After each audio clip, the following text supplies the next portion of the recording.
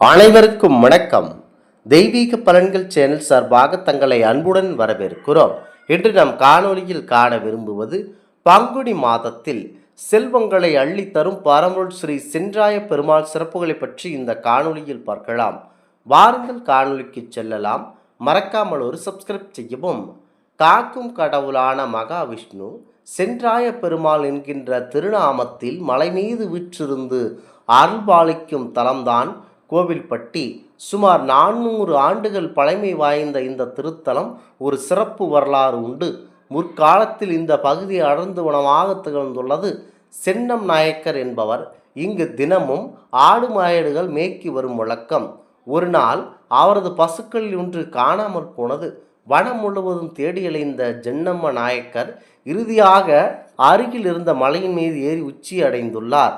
அங்கிருந்து ஒரு இடத்தில் இதுவரை கன்றே ஈனாத இவரது பசு பால் சுரிய பாலாக ரூபமாக பெருமாளே அந்த பாலை அறிந்து கொண்டிருப்பதை கண்ட சென்னம்ம நாயக்கர் ஆச்சரியமடைந்து பெருமாளை வணங்கி நின்றார்.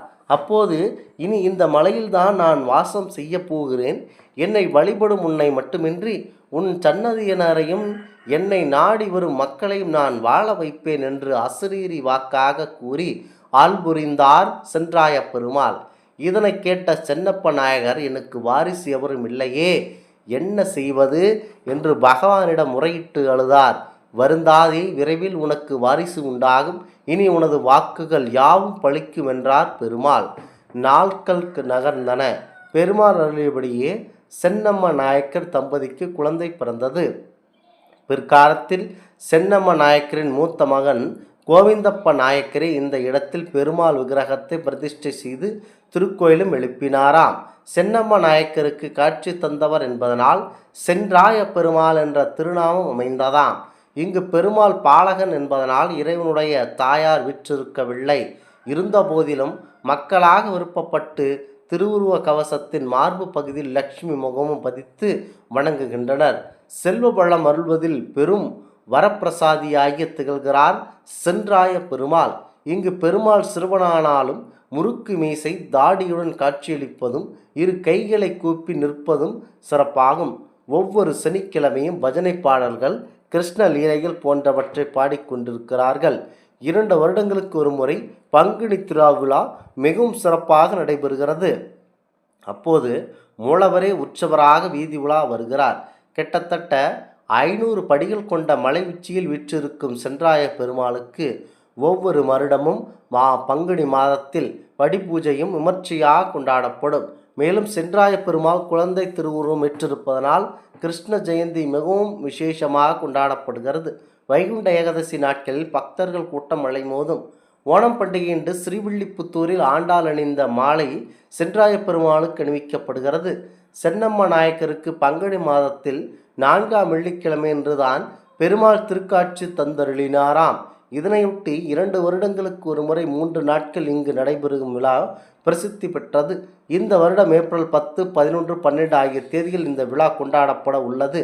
விழா நாளில் மாலையில் இருந்து சென்றாய பெருமாள் வான வேடிக்கையுடன் ஊர்வலமாக அழைத்து வரப்படுகிறார்.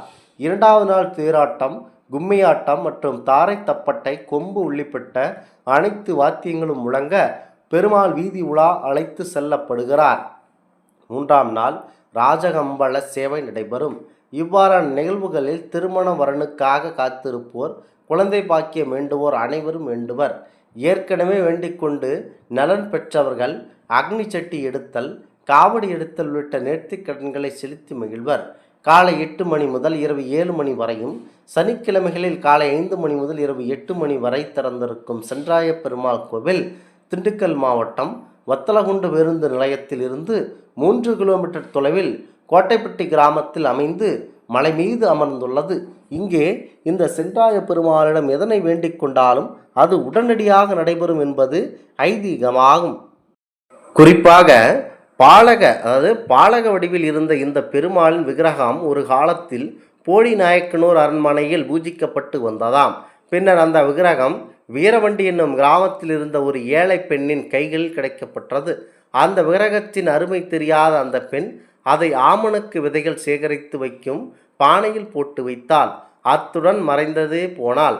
பிறகு ஆமணக்கு விதைகள் வாங்க வந்த வியாபாரிகளிடம் தான் சேகரித்து வைத்திருந்த ஆமணக்கு விதைகள் பானையுடன் கொடுத்து விட்டாலாம்.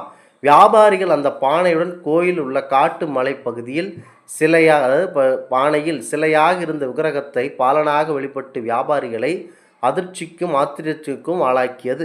பின்பு அந்த சிறுவன் மலை உச்சிக்கு சென்று விட்டான். அந்த சிறுவன் வடிவில் இருந்த பெருமாள் தான் சென்னம்ம நாயகர் அருள் புரிந்ததாக ஊர் மக்கள் சொல்லுகிறார்கள். மூலவர் சென்றாய பெருமாள் முறுக்கு மீசை தாடியுடன் நின்ற கோலத்தில் அருள்பாலிக்கின்றார். சமீபத்தில் தான் பிரசன்னம் பார்த்து தாடி மீசுடன் இருக்கும் பெருமாளுக்கு சங்கு சக்கரம் ஏந்திய திருப்பதி வெங்கடாஜலபதி போன்று அலங்காரம் செய்யப்பட்டு அந்த கோலத்திலேயே ஆட்காட்சி தந்து கொண்டிருக்கிறார் சென்றாய பெருமாள். பாலகன் என்பதனால் இறைவனுடன் தாயார் வீற்றிருக்கவில்லை. இருந்த போதிலும் மக்கள் விருப்பப்பட்டு திருவுருவ கவசத்தின் மார்பு பகுதியில் லட்சுமி முகம் பதித்து வணங்குகின்றனர். தலவிருட்சமாக உசிலை மரம் தெய்வமாக கருதப்படுகிறது. பெருமாளுக்கு உகந்த ஒவ்வொரு சனிக்கிழமையும் பஜனை பாடல்கள், கிருஷ்ண லீலைகள் போன்றவற்றை பாடிக்கொண்டு கொண்டாடுகிறார்கள். 2 வருடங்களுக்கு ஒருமுறை பங்குனி திருவிழா, அதாவது பங்குனி திருவிழா கோலாகலமாக நடைபெறுகிறது. இந்த மாதங்களில் கண்டிப்பாக பெருமாளுடன் சென்று அவருடைய பூஜையில் கலந்து கொண்டு எதனை மனதில் நினைத்து கொண்டு வேண்டினாலும் அது உடனடியாக நடைபெறுகிறது என்கிறார்கள் பொதுமக்கள். மேலும் பெருமாள் குழந்தை திருவுருவம் ஏற்றிருப்பதனால் கிருஷ்ண ஜெயந்தி இங்கு மிகவும் விசேஷம். ஆவணி மாதத்தில் வரும் கிருஷ்ண ஜெயந்தி வைகுண்ட ஏகாதசி நாட்களில் பக்தர்கள் கூட்டம் அலை மோதும். அதேபோல் ஒரு மண்டலத்தை குறிக்கும் விதமாக கோயில் பிரகாரம் 48 தூண்களுடன் அமைந்துள்ளது. இந்த பிரகாரத்தை ஒரு முறை சுற்றி வருவதன் மூலம் ஒரு மண்டலம் விரதம் இருந்ததற்கு பலன் கிடைக்குமாம். கோவில் திறந்திருக்கும் நேரம் காலை 8 மணி முதல் இரவு 7 மணி வரை, சனிக்கிழமை காலை 5 மணி முதல் இரவு 9 மணி வரை. வாழ்நாளில் 1008 கோபுர தரிசனம் செய்தவர்களுக்கு 108 கும்பாபிஷேக விழாவில் கலந்து கொண்டவர்களுக்கும் மறுபிறவி என்பதே கிடையாது. சித்தர்களும் மகான்களும் முனிவர்களும் யோகிகளும் நம்மை நல்வழி நடத்தும் மகா குருமார்களும் இன்னும் பிற தவஸ்ரேடர்களும் வாழ்ந்து வந்து கொண்டிருக்கிறார்களாம். முக்கியமாக இந்த பெருமாளுக்கு எண்ணற்ற சக்தி இருக்கின்றன. இந்த ஆன்மீக தகவல் உங்களுக்கு பிடித்து இருந்தால் தெய்வீக பலன்கள் சேனலை கண்டிப்பாக சப்ஸ்கிரைப் செய்து கொள்ளவும். மீண்டும் ஒரு நல்லதொரு காணொளியில் உங்களை சந்திக்கிறோம். நன்றி, வணக்கம்.